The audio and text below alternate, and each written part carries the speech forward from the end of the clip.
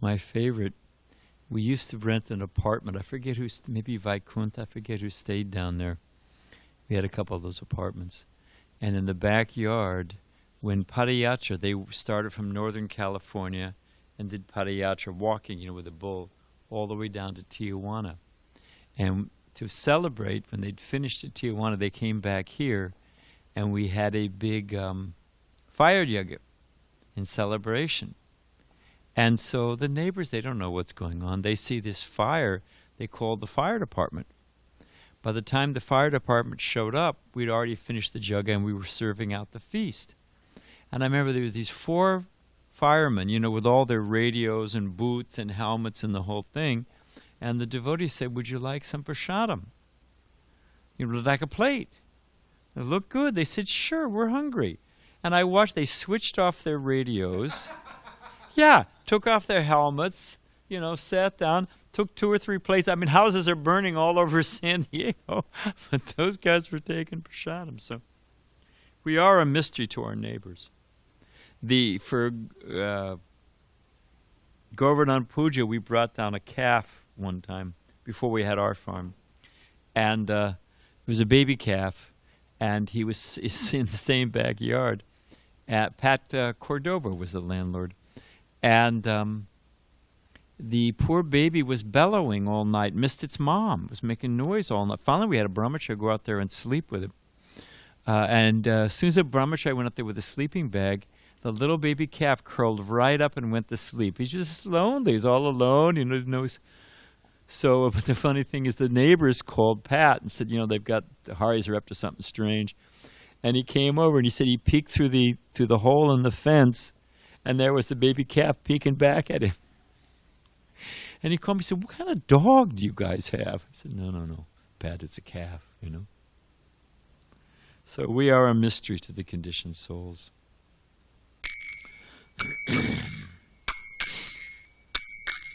Jaya Radha Madhava Kunda Bihari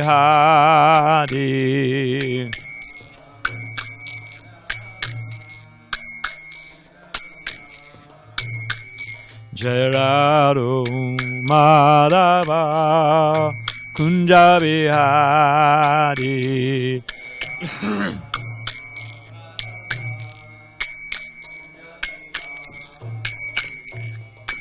Gopijanna Balava Girivanadari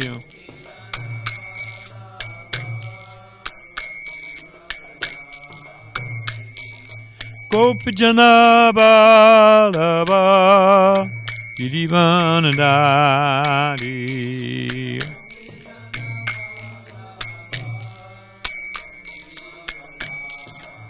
Jasodanandana Brajanaranjana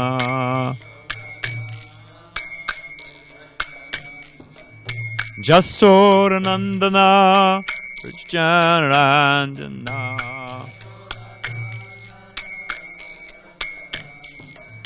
Jamunatiravanatari Jamunatiravanatari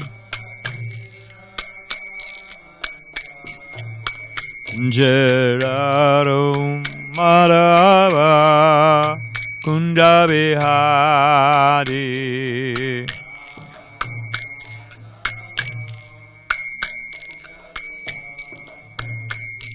Gopijana Balaba Girivanadari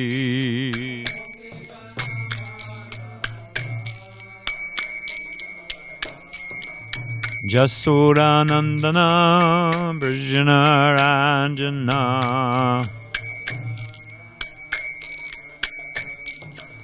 Jamunatiravanatari Tiravanatari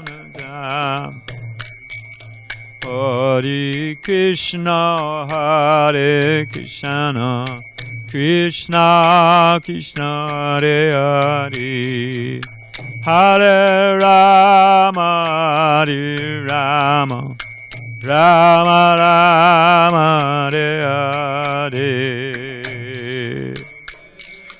Boom.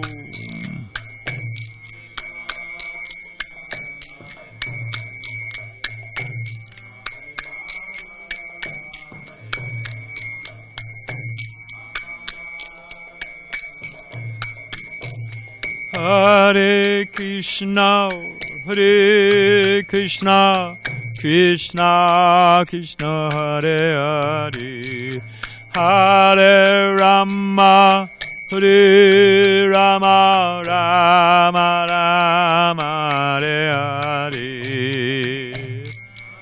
Boom.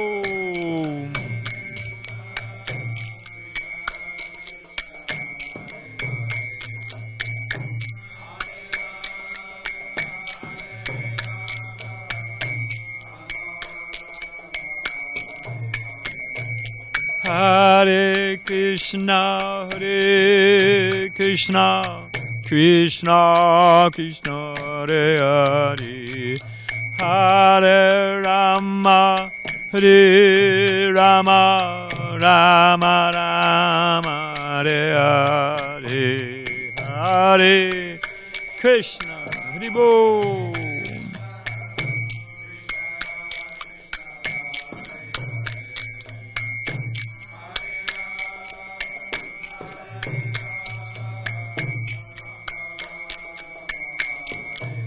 Jaya Radha Madhava Kunda Bihari.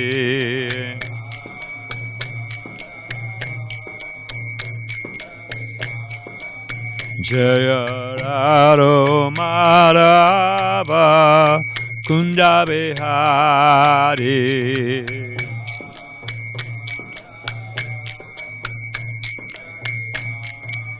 Jaya Radha Madhava Kunda Bihari, Radha Madhava Kunda Bihari.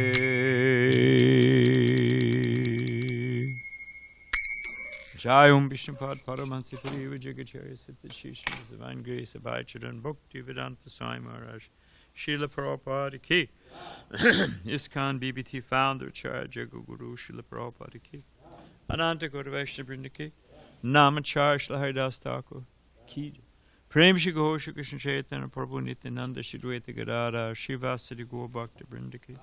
Shri Shri Radha Krishna Gaur Gopinath Shama Kunda Radha Kunda Giri Govardhan Ki. Vrindavan Dham Ki. Thuradam Ki. Dwarkadam Ki. Navadip Dham Ki. Jagannath Puri Dham Ki. Jamuna Maya Ki, Ganga Maya Ki, Tulsi Maharani Ki, Bhakti Devi Ki, Sambheda Bhaktivinoda Ki, Srila Prabhupada Ki, Sri Siddhara Giridhara Ki, Shri Krishna Sankirtana Jaga Ki, Srila Bhaktivinoda Thakura parents Ki, Go Premanande.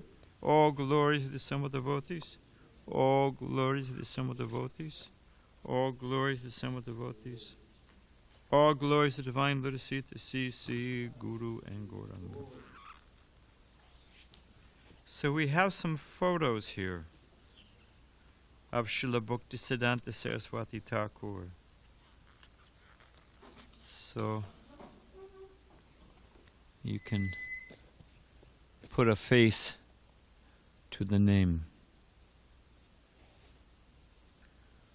Namo Om Vishnu Padaya Krishna Prastaya Bhutale Srimati Bhaktivedanta Swami Nami Namaste Saraswati Devi Gauravani Bachani Nirvasesha Sunyavari Vaskachara Satarani Shri Krishna Chaitanya Prabhu Nityananda Shri Dvaita Gadadhar Srivasadi Gaur Bhakta Vrinda. Hare Krishna Krishna Krishna Hare Hare Hare Ram Ram Ram Hare Hare. Hey Ramapati Prabhu, maybe you can get a songbook out of there and we should read his English pranam mantra, the translation, just to set the mood. But we'll start off.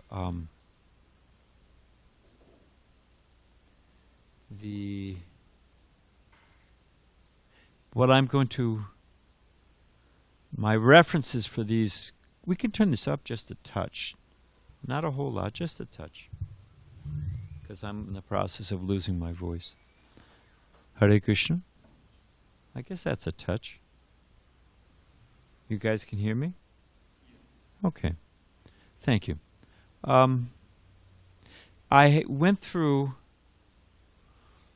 Prabhupada's classes, purports, room conversations. So this is a thank you, Prabhu.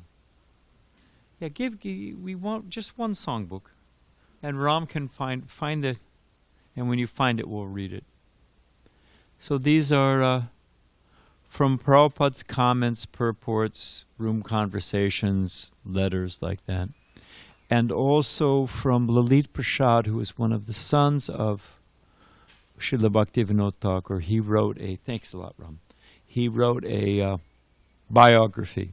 So those are the two sources for these comments.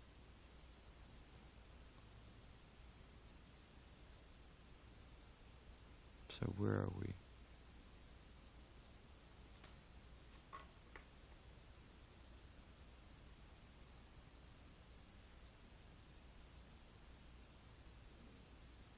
Ram, help me out here. No, but... Oh, here it is. I was looking up above. So the English translation, we'll just do the English translation. I offer my respectful obeisances unto Srila Satchidananda Bhaktivinoda Thakura, who is the personified transcendental energy of Sri Chaitanya Mahaprabhu, Gaur Shakti. He is a strict follower of the 6 Goswamis headed by Sri Rupa. Prabhupada said he was the 7th Goswami. Was another title for Srila Bhakti. Thanks, Ram. Was another title for Srila Bhaktivinoda Thakura. Here, take this because I'm going to knock it on the floor. Thanks.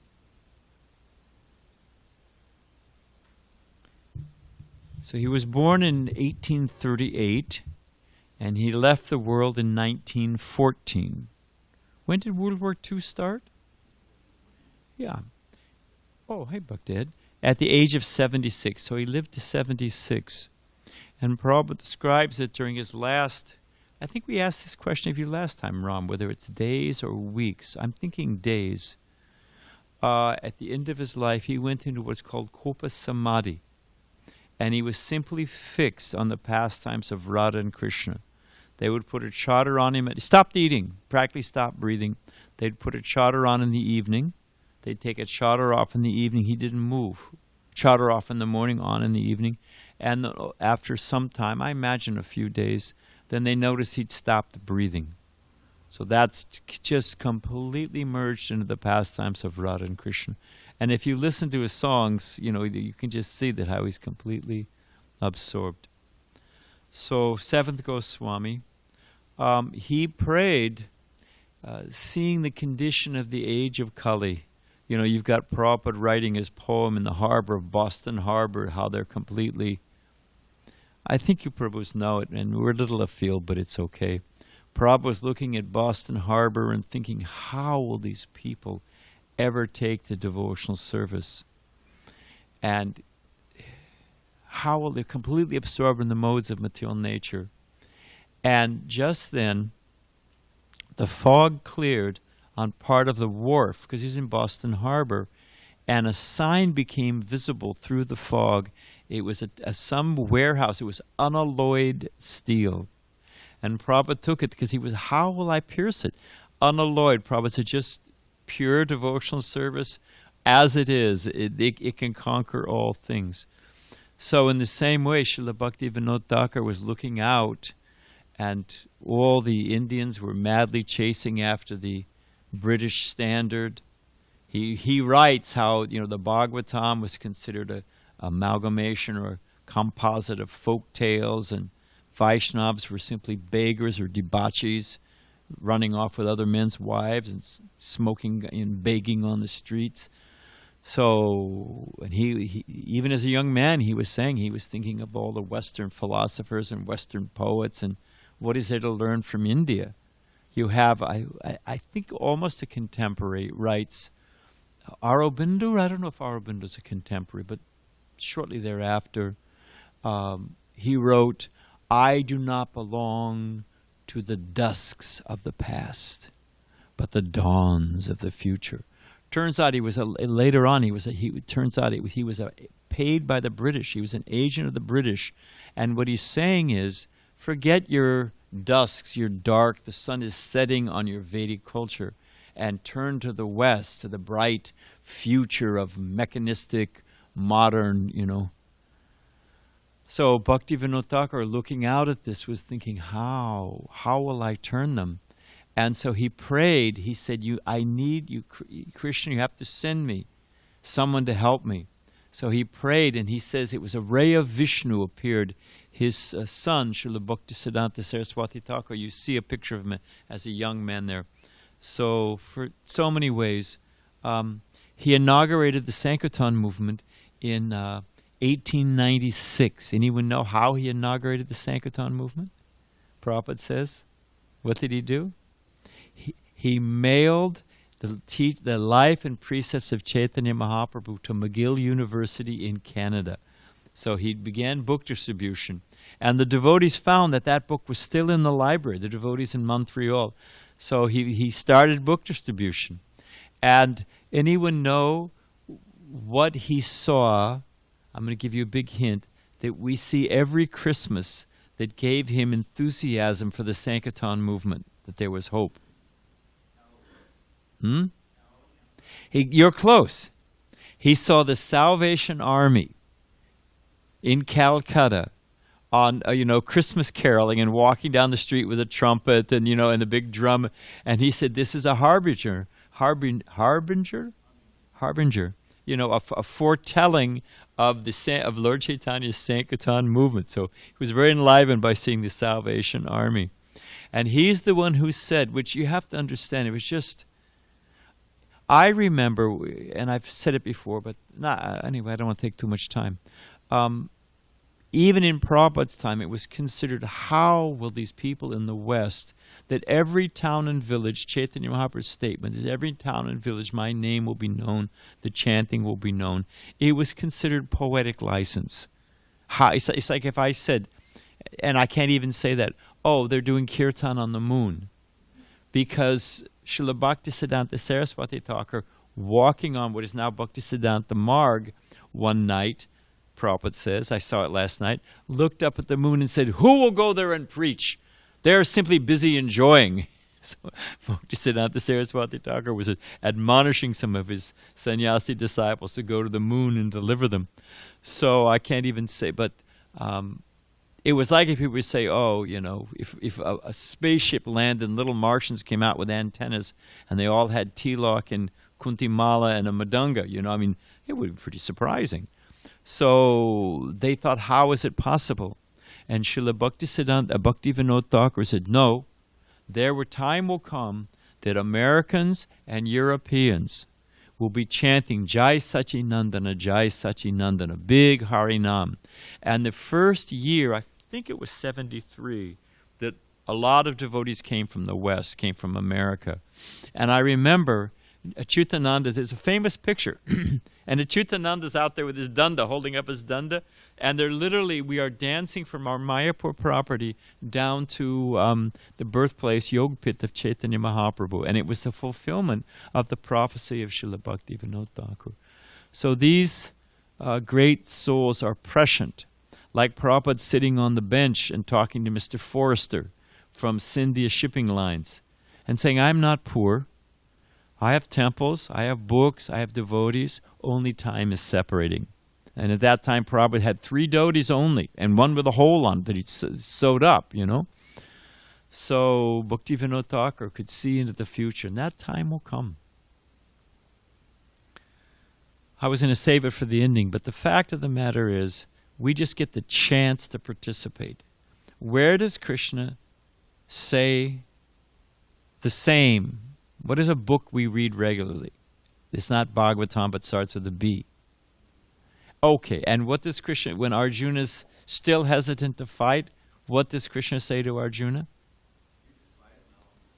He says, you can fight or not, yes, but he says, you can fight or not fight, but they're killed. It's my will, it's already happening. So, and even the Bible says, hallowed be thy name, thy kingdom come, thy will be done.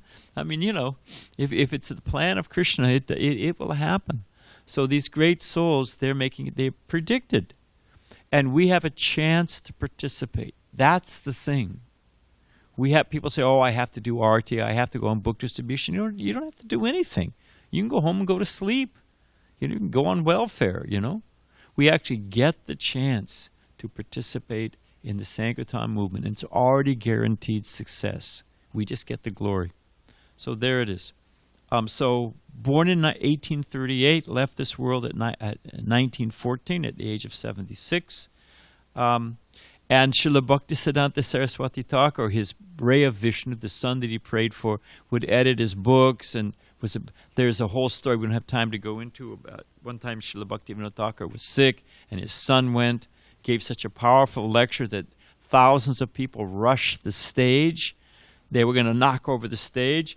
So they brought a big, like a wash pen of water, and he put his feet in the water because they all wanted to touch his feet. He put his feet in the water, and then they went around sprinkling the water, and the crowd was pacified. To give an idea of the power of Bhakti.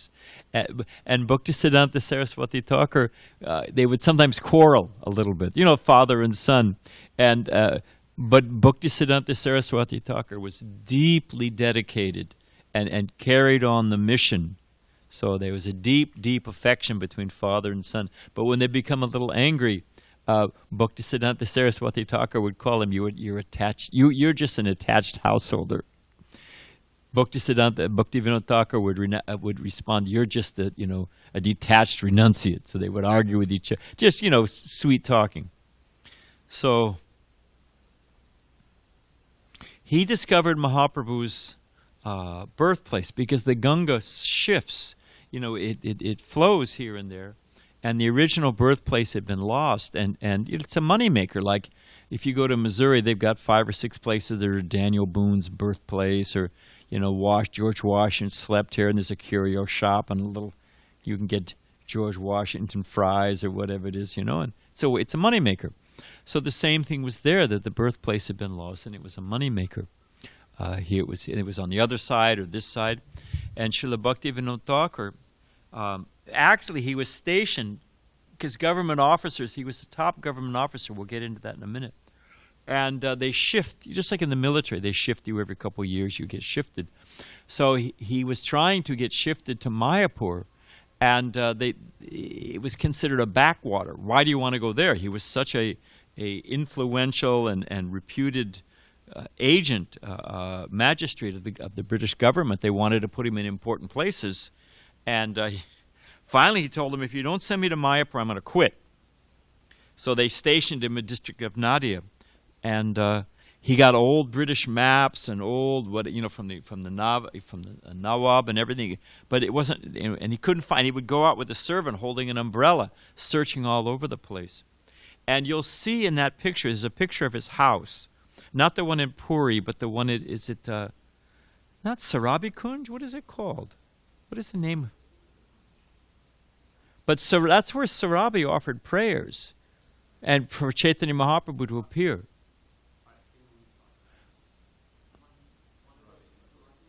So what do we call his house, and what does it mean?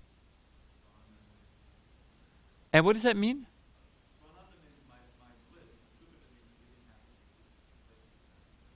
All right.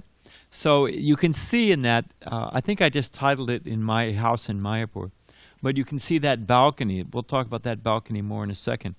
But he would sit and chant out of that on that balcony and praying to Chaitanya Mahaprabhu, where is your birth site? How will I find, because he couldn't find it. And one night, Prabhupada describes, just like in the Bible, there's the 3 wise men in the star. There was a star, stationary, illuminating, low in the sky, appeared and just stayed there effulgent. And he noted the place and went there the next morning. And when he got there, that place had 7 hills, because it's described that the 7 rishis took birth to watch the pastimes of Chaitanya Mahaprabhu. And nobody would do it. It was covered with tulsi, wild tulsi. And no one would do anything sinful there. They thought the place was haunted. The Muslims wouldn't go there because they thought it was ghostly haunted. Anyone know who those ghosts were? The devas flying here and there through the airways would stop and take the dust from Chaitanya Mahaprabhu's birthplace. So, and ultimately he went to purchase the land, and but the land was donated by the Muslim farmers. They were so impressed by, and later on they gave the land for Bhaktisiddhanta. But he built a little replica of Chaitanya Mahaprabhu's the place, the little house, and he begged money. He was a big gentleman to beg, and he begged door to door in Calcutta, even from his former adversaries, that people he'd made decisions against court were angry with him. He was so humble. He went door to door, and there's a snippet or a news clipping from the Amrita Prakash Bazaar. Is that the name of that newspaper? Maybe that's the one, but it's a Bengali newspaper. And it says he's going door to door and please help him. He's built, so this is discovered the birth site in this mystical way. And Prabhupada explains, just like the glance of Lord Vishnu impregnates the living entities. So the powerful glance, like Prabhupada would glance at that nice piece of property in Calcutta. I mean, when he would come to business in Mumbai, he would go by that property in Juhu and think, what a nice temple we could build there. And sure enough, that eventually became the powerful glance of the Vaishnava. So Srila Bhaktivinoda Thakura, after the birth site was discovered, he would sit, he's on the other side of the Jalangi River, so he would pray and chant and meditate on the birth site of Chaitanya Mahaprabhu. And if you cite it up, like if you do a quadratic equation, 2 points draw a line and the third point falls right on it, you got it right. So, but, the birth site of Chaitanya Mahaprabhu and the balcony of Srila Bhaktivinoda Thakura, you draw a line. What's coming up right in the middle? Anyone know? The temple of the Vedic planetarium. And Prabhupada said our Mayapur Chandrodaya Mandir is coming up. It's impregnated by the prayers and the desire to deliver the conditioning souls of Srila Bhaktivinoda Thakura. So, he was a magistrate, which is right next to the governor. It's an extremely powerful position. It's like the governor of Orissa, or whatever the district was. So he was, the king of Puri was embezzling money. Just like Prabhupada caught the one who was Nitai Chand, who was embezzling from Mayapur, and Prabhupada felt his cloth and said, silk. Last time I was here, he's wearing cotton. Now he's wearing silk. Where'd he get the money? He's a village boy. Where'd he get the money? Prabhupada immediately, There's Prabhupada sitting on the balcony. Hari Sari tells the story. In Mayapur, he's getting his, in Vrindavan, he's getting his massage. Prabhupada's talking to life members, giving instructions to his GBC, talking about the construction with his, he's like Napoleon with 5 secretaries, right? All of a sudden, Prabhupada calls out, stop that man! Stop that man! There's some guy trying to slip out the gate. Prabhupada said, lift this chadar. The chokidar comes. They lift this chadar. He was stealing a 5-pound bag of sugar. Prabhupada caught him. Nobody, everybody else missed it, So in a similar fashion, Srila Bhaktivinoda Thakura caught the king, figured out that the king of Puri was embezzling very large amount of money. And as a settlement, Bhaktivinoda Thakura made him pay for offerings, 56 offerings. Lord Jagannath, his fingers never get wet. That was the prayer of Indradumna Maharaj, the king Indradumna. And it was breaking the king's treasury. He was going broke, So the king of Puri, in the inner chambers of his palace, had Brahmins performing a jaga so that Srila Bhaktivinoda Thakura would die. This is India, America, you get a mafia guy, you hire, your Uncle Vinny, but they're a little more sophisticated. So they're performing this fire jaga. And when they offered the last swaha into the fire, Srila Bhaktivinoda Thakura was supposed to die. The only son of the king, the heir to the kingdom, dropped dead. Boom. So, Vaishnava Aparat, it's like when the Dvarsa Muni in the Sudarshan Chakra. It turns out that Srila Bhaktivinoda Thakura knew about this. People had told him. But he said, we are acting in the service of Lord Jagannath, therefore we have no fear. Because it was had nothing to do with himself, but he was stealing from Lord Jagannath. And it's just like a thief, a murderer. A murderer should be killed. If it's confirmed that the man is a murderer, he should be killed. Because then he pays all of his karma and he gets a clean slate. Otherwise, he's born in Calcutta, no arms and no legs, playing a harmonica, rolling in the gutter. That's, horrible reaction. So the king stole from Lord Jagannath. Good that his treasure was going broke. But there it is. So now there was also, I guess, in his duties of being what's the time? Jeez. In his duties of being the magistrate, there were some unscrupulous people that were worshiping this ghost that was living in a tree. And the ghost they were praying to the ghost, and the ghost, they were bringing offerings of, I don't know, goats and whiskey and different things, And in exchange, the ghost was doing nefarious deeds for people. People were getting sick and dying. Houses were burning. It was a reciprocal relationship.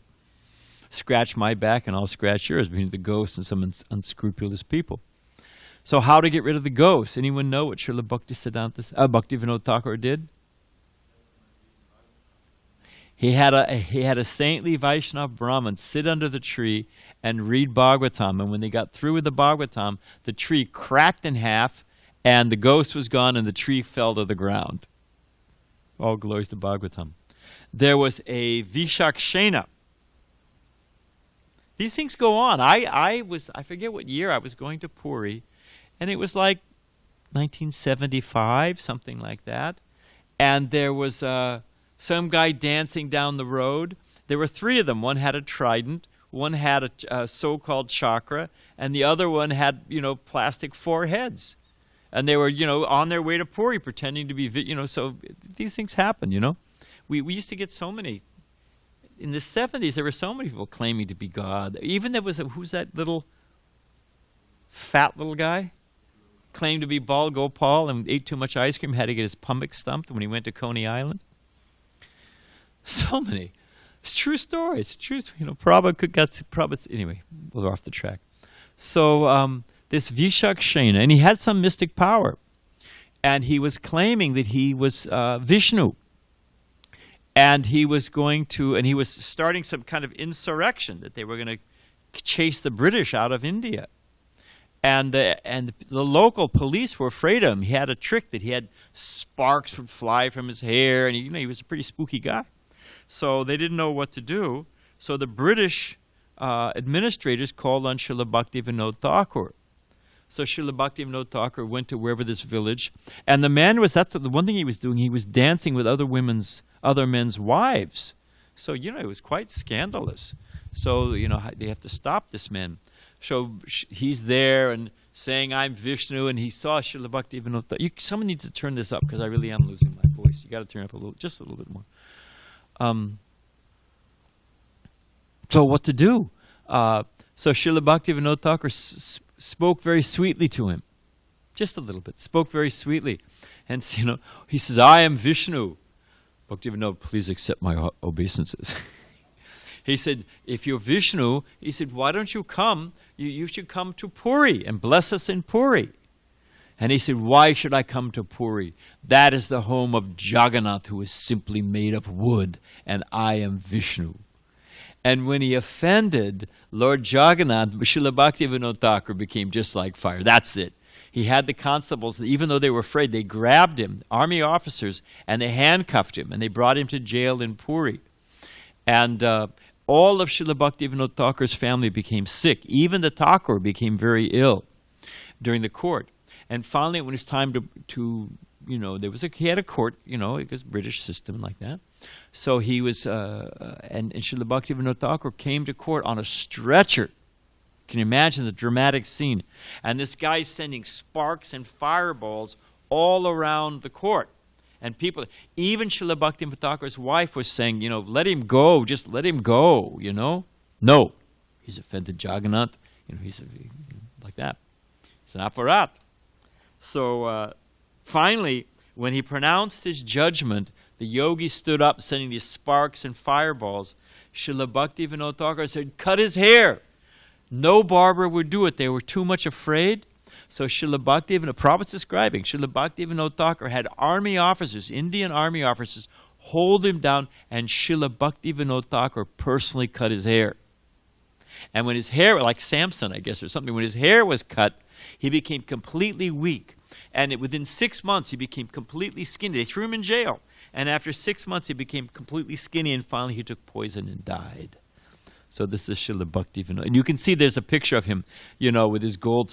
I guess we'll do one thing. We'll read his schedule. He stopped also, there were thieves. Well, just one last thing, but just give an example of how now he's in the eastern side, Orissa, and maybe either Orissa or then in Mayapur, Bengal. But there were thieves who were preying on pilgrims in Vrindavan. People would take the train to Mathura, and then there's a road you take from Mathura to Vrindavan. In those days, it was all jungles and things, and they were robbing and stealing from the pilgrims. And he was so influential, Srila Bhaktivinoda Thakura, he got the British government to go there with soldiers and guard the road and drive them. It took a long time, evidently, but drove them out of Vrindavan, the thieves, to protect the pilgrims. So just imagine what kind of personality he was. So we'll end here, but we'll read his schedule and maybe we'll try to figure out the rest. We've got his 4 motivations for human life. We've got his Das Mullah, which we're turning into a Transcendental Catechism for ISKCON. Some very wonderful things. So this is his schedule. It's by Lalit Prasad Thakur. His notes on his father's life. This is his daily schedule when he was staying in Jagannath Puri. And please take a note when we think, I don't have time to read, I don't have time. We have so much time. The fact of the matter is we're distracted. Prabhupada said expert means to do something perfectly, expertly, and quickly. Daksha means quickly and completely, to do a nice job quickly. So when we say we don't have time, check out this schedule. And he had a gold pocket watch. You can see the pictures. And he managed his time. And Prabhupada said he was always early. Forget this. Prabhupada tells the joke. 2 men are waiting for. We're going to go a little bit over because it's a fast day. 2 men were waiting for the train, and the trains in India, they call it. Son, as you'll see, I've seen on. I don't know if it's still like that, but they used to have the chalk train board, and it would say, the Rajdhani arrives at 8:50, and the Punjabi mail arrives at the different trains what time they're arriving, and sometimes instead of a time it says IST, which means Indian Standard Time, which means we don't know. It gets here when it gets here. It's Indian Standard Time. Literally, it's on the board. So they call it the Indian Stretchable Time. So, you go to India, it's like a lot of tropical places, it's like that. So, Mexico's the land of mañana, so I'm not picking on the Indians, and it's a more leisurely pace someone, and everyone in America's late for an important date, like the Mad Hatter and Alice in Wonderland. So, but the joke is, and Prabhupada liked this joke, 2 men are waiting for the train, and the train's late. Oh, wait. 2 men are waiting for the train. And the one man's complaining, India, these trains are always late. The other man says, no, it's not so bad. You're just being a nitpicker. So they're going back and forth. And just then the train arrives. And the one who was pro-train looks at his watch and says, just see, 8 a.m., it's right on time. The other man says, that's yesterday's train. And it's true, it was yesterday's train. So, Prabhupada liked it. It was a good joke. So, Srila Bhaktivinoda Thakura, but he was not like that. He had his time watch, and he was always on, because Krishna says, time I am. We don't waste time. If you love Krishna, you use it wisely if you're enthusiastic to serve. So, here's the exemplar. 7:30 to 8 p.m., he would go to bed. He would then rise just before 10, light his oil lamp, and write until 4 a.m. He would then again rest for a maximum of a half hour. At 4:30 a.m., he would wash his hands and face, sit down, and chant on his beads. At 7 a.m., he answered all correspondence. 7:30 a.m., read various religious and philosophical works. 8:30 a.m., receive visitors or anyone else, visitors or others who wanted to see him. Otherwise, he would continue to read until 9:30. At that time, he would walk back and forth on the veranda of his house, contemplating different religious questions and solving them in his mind. Sometimes he would solve them out loud as if preaching to an unseen guest. And Bhaktisiddhanta Saraswati Thakur used to do that. Now they put some kind of office on that, but you can see the balcony when you go to his house. And he would argue on one side, Bhaktisiddhanta Saraswati Thakur, I guess getting it from his father, and would pace to the other side and then defeat the argument. Then he would pace back and defeat that argument. He'd go back and forth, defeating his own arguments like a lion. And he was so powerful when he was in this mood.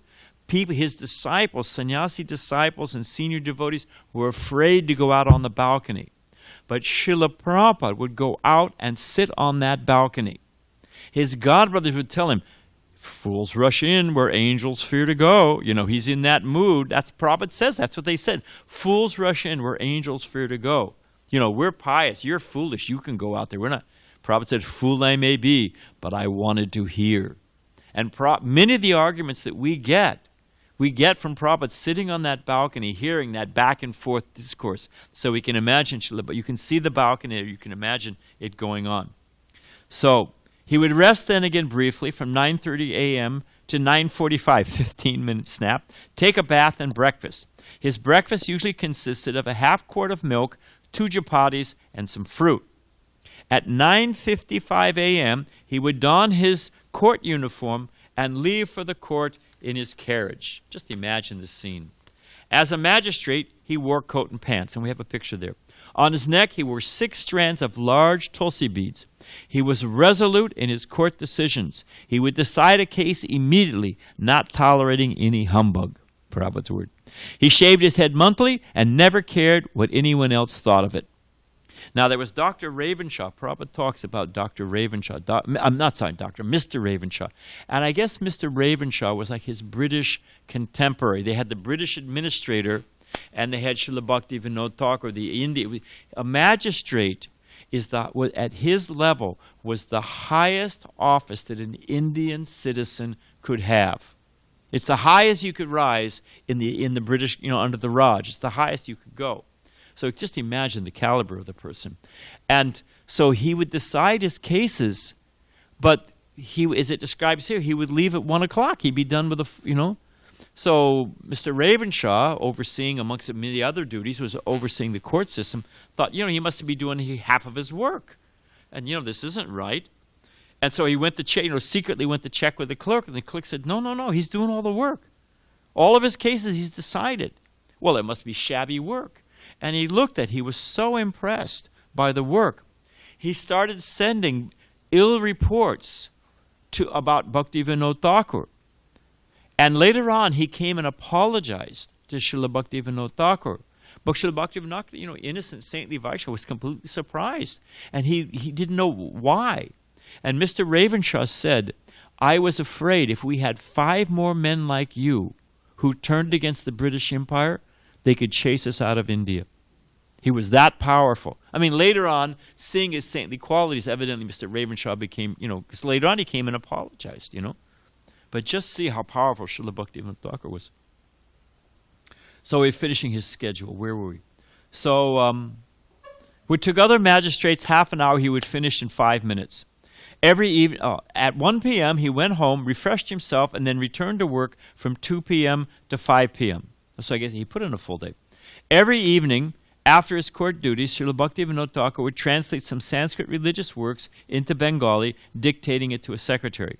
Then there was an evening bath and meal consisting of a little rice, 2 chapatis, and another half quart of milk. Srila Bhakti from his own cows. Don't worry. Srila Bhaktivinoda Thakura worked with a pocket watch so that everything he did was on schedule. He always arrived early for the train. Despite his heavy domestic and official responsibilities, Bhaktivinoda Thakura's every moment was embellished with an intense desire to render service to the Lord. So we can end there. We'll figure out another time to pick up this other stuff because we have some other fun stuff. All glory to Srila Bhaktivinoda Thakura.